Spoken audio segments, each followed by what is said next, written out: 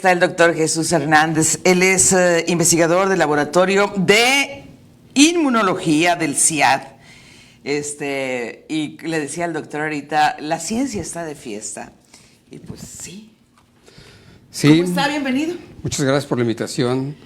Pues sí, la verdad que este reconocimiento que se le ha hecho a estos investigadores por tantos años de trabajo y sobre todo cómo esos años de trabajo han repercutido en la vida de todo el mundo. En bien de la humanidad. Nos estamos refiriendo a la designación, o a lo mejor lo digo incorrecto, doctor, del Premio Nobel.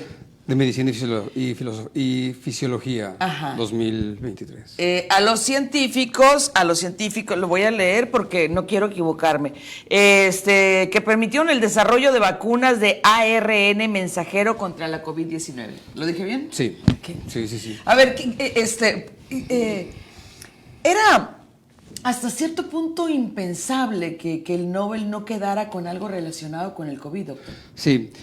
Desde que ser, ¿no? Sí, la verdad que creo que mucha gente de la comunidad científica sabía que esto iba a pasar, ¿no? Porque, como lo decía hace un momento, o sea, fue un trabajo que realmente pudo dar frutos para la humanidad. ¿Cuántas vidas se lograron salvar por el desarrollo de la vacuna tan rápido y tan eficiente? Exacto. Entonces, la verdad que sí era muy difícil que se lo dieran a otra persona y no a ellos. Ajá. ¿No? Platíquenos de los ganadores del premio, doctor. Usted como científico, pues que seguramente lo sigue, pues por supuesto. Sí, claro. La doctora nació en Hungría y es una historia muy interesante porque ella estudió bioquímica, se vino a trabajar a Estados Unidos, estuvo trabajando en Estados Unidos en diferentes universidades y después ahí conoció al doctor Andrew, que es un inmunólogo.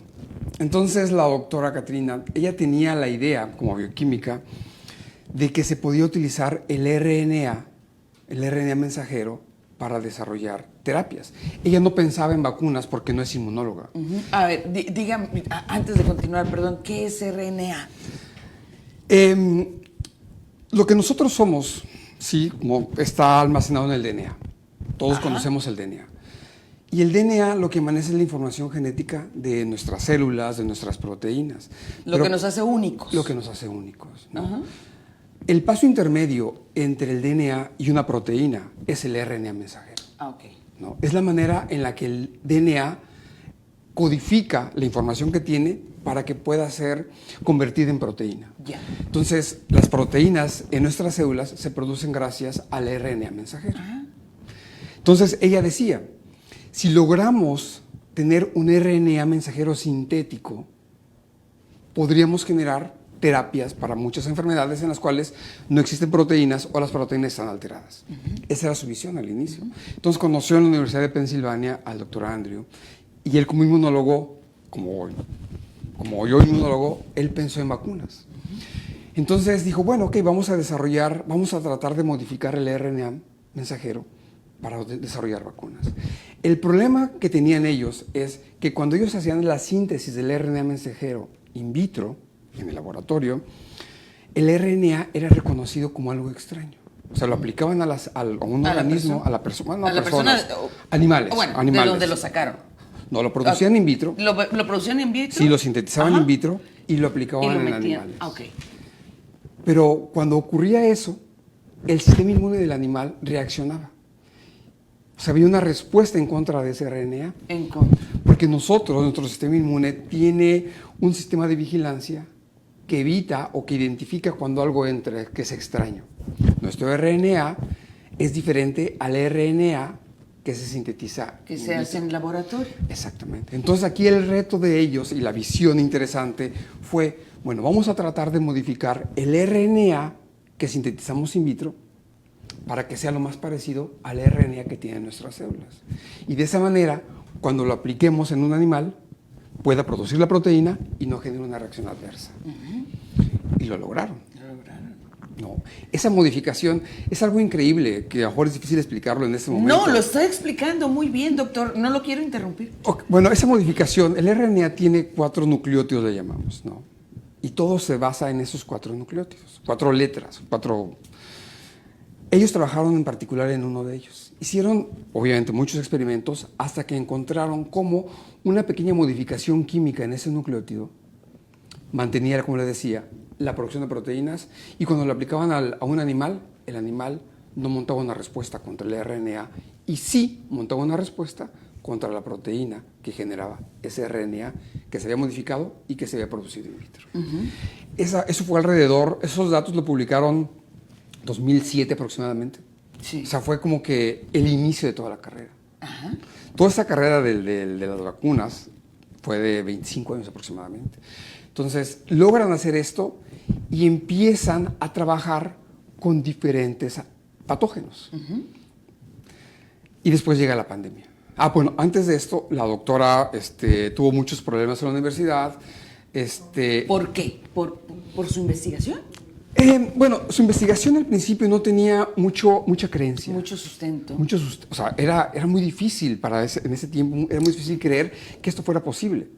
Entonces no tenía financiamiento, tenía muchos bloqueos, pero ella, una persona con mucho ímpetu, que no desistía, pues lo logró. Pero después creo que tuvo otros problemas en la universidad, no sé si discriminación es la palabra, pero tuvo problemas. El caso es que se salió de la universidad y creó su compañía. Lo que ahora conocemos como esta de Pfizer, sí. Pfizer Biotech. Ella creó las bases de esa compañía. No recuerdo si fueron 5 o 6 años atrás que creó la compañía. Llega la pandemia y pues ya tenían toda la plataforma. Ya tenían avance, claro, desde el 2007. Tenían toda una plataforma para poder desarrollar una vacuna, porque en las vacunas una cosa que es importante o que necesitamos es una parte del agente infeccioso que nos está afectando. Cuando esta parte, que le llamamos antígenos, lo aplicamos en el organismo, nuestro organismo monta una respuesta de anticuerpos y genera una memoria, una inmunidad. Por eso cuando nos enfermamos nuevamente ya tenemos protección. Es lo que pasaba con las vacunas. Entonces ellos ya tenían toda una trayectoria con otros antígenos, con otras enfermedades, que les iba yendo muy bien. Llega el COVID y ¿qué pasa? Necesitamos una vacuna en poco tiempo. Ellos simplemente, y en verdad, como una especie de ajedrez o de dominó, simplemente quitaron una ficha, ponen la ficha que es la proteína del virus del SARS y siguen haciendo todo lo que ya estaban haciendo. Y aquí estamos. Qué maravilla. Es que de entrada el hombre, y al decir hombre me refiero a la humanidad, ¿no? De ciencia, creo yo, es alguien de entrada con mucha fe en que sabe que todo puede ser posible. Claro. Y que le apuesta a lo no visto. Claro. Sí. Sí, esa es una característica de los científicos, sí. ¿no? Y de los grandes científicos, los que han transformado la humanidad, son personas tercas, que tienen una idea, una visión, y trabajan y luchan por ella, ¿no? Ahora, esto, pues se la dieron por el COVID. Ahora, perdón, doctor, ella es una... ¿Y el doctor? Platíquenos del doctor. El doctor es de Estados Unidos, sí, él es unos años más joven que ella. ¿No podemos seguir?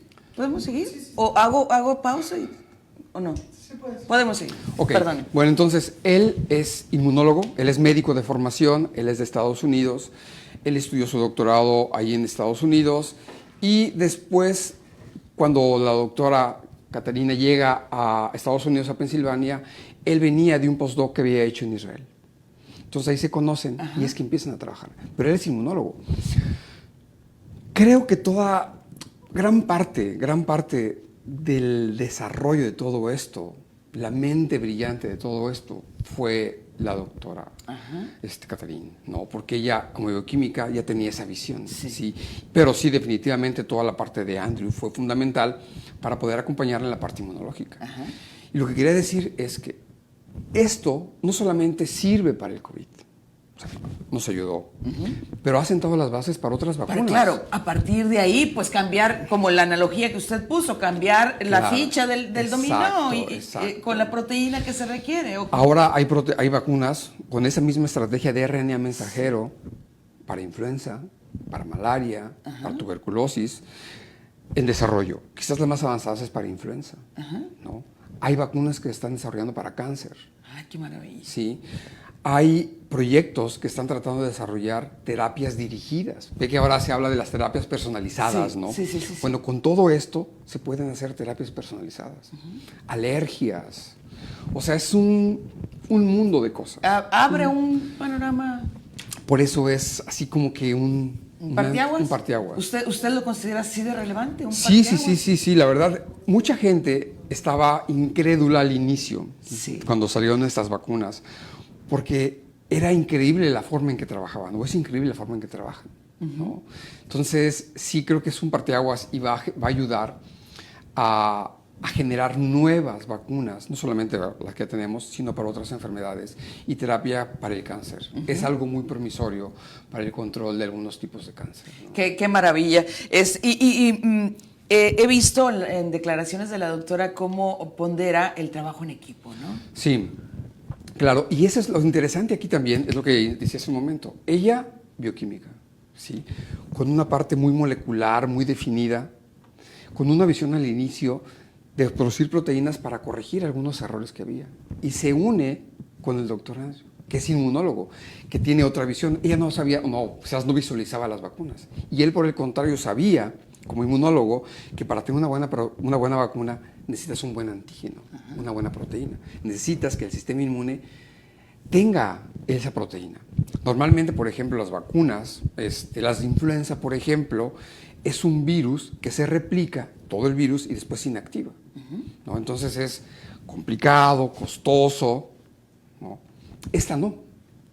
Es muy sencillo, pues. Sí. Porque es todo sintético, ¿no? Y contrario a lo que mucha gente cree, es segura.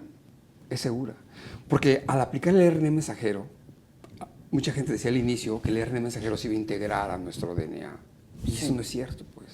La ventaja es cuando lo aplicamos, se integra a las células, se introduce a las células, porque va como protegido de pequeñas vesículas lipídicas. No podemos alterar el ADN de la persona. Con eso no.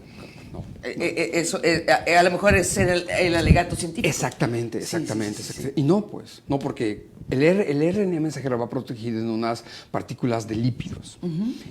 Llega a la célula, se introduce y en el citoplasma de la célula es donde se libera y empieza la producción de proteínas. Ahora, doctor, ahora con el COVID asistimos a la presencia de varias vacunas, que Pfizer, que Johnson & Johnson, la vacuna Patria, la CanSino, Patria, claro. ¿Tienen la misma base? No. La vacuna Moderna y la de Pfizer tienen la misma fase que es RNA mensajero. La vacuna Patria, por ejemplo, la vacuna Johnson & Johnson, la vacuna CanSino, son similares porque son del tipo de vectores virales. En ese caso, por ejemplo, la de Patria, la proteína esta de la que hablamos está dentro de un virus quimérico, un virus Frankenstein, vamos a decirlo, que también es inocuo, ¿no? Pero sirve de acarreador. No lo mismo que para Johnson & Johnson o CanSino, que es otro tipo de virus, pero es el mismo sistema. Sí. Entonces ahí es DNA, el virus entra, se replica y produce la proteína. La diferencia es que en las de RNA la cantidad de proteína que se produce es muchísima y por eso son tan eficientes. ¿Es más eficientes las de RNA? Sí, RNA mensajero. RNA mensajero, son más eficientes. Son más eficientes, sí. ¿Y a la larga probablemente más baratas? Esa es la otra. Como son muy fáciles de hacer, o sea, eventualmente serán más baratas. Tienen algún problema de estabilidad ahí por el RNA mensajero, pero son muy baratas. O sea, comparada con las otras, creo que van a ser más baratas también. Se pueden modificar fácilmente. Por ejemplo, en Estados Unidos existen vacunas de RNA mensajero contra las nuevas variantes. Y las que tenemos acá, por ejemplo, Johnson & Johnson o CanSino, están hechas de la proteína del virus original, aquel que nos infectó por primera vez. El primero. El primero. Y ya ha sufrido varias mutaciones. Las nuevas vacunas tienen las nuevas mutaciones, porque se pueden cambiar con mucha facilidad. Qué interesante todo esto. Sí. Pues le agradezco mucho que haya venido a a explicarnos ahora sí que no con peras y manzanas, con fichas de dominó, para que nos permita entender más y dimensionar la relevancia de este momento para la ciencia. Bueno, doctor, muchas gracias. acepte otra invitación. Con gusto. Muchas gracias. Pausa, volvemos.